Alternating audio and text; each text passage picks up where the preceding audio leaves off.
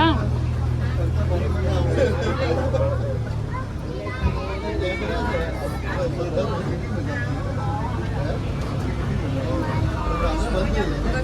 โอ้ทางนี้น่ารักบัวตัวใหญ่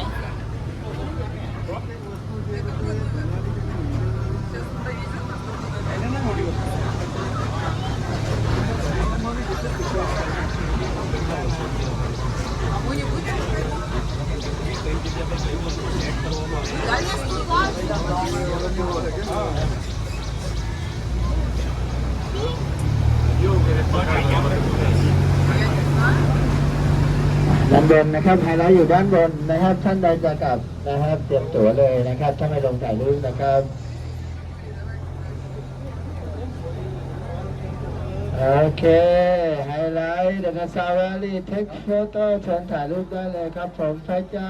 จะกลับไปนั่งคันแรกเลยนะครับโฟกัสตัวนาเอ็กซิสโอเค